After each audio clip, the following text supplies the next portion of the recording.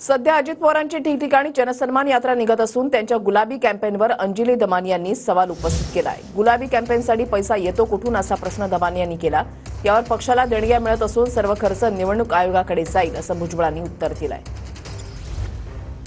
जनसंवाद यात्रा काय जनसन्मान यात्रा ती जेव्हा सुरू झाली आणि त्या पिंक मोठ्या मोठ्या गुलाबी बसेस बघितल्या, त्यांची गुलाबी जॅकेट्स बघते, माझ्या मनात हा नेहमी प्रश्न पडतो, हा पैसा येतो कुठून।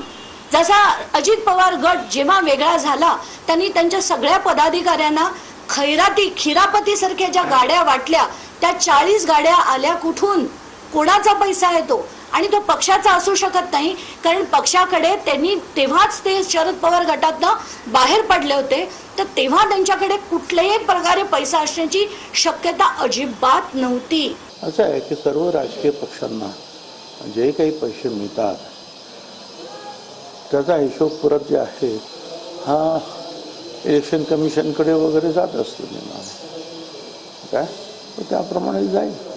जसे इतरांना काही देणग्या मिळतात इतर पक्षांना, तसंच आमच्याही पक्षांना निश्चितपणे देणग्या मिळतात।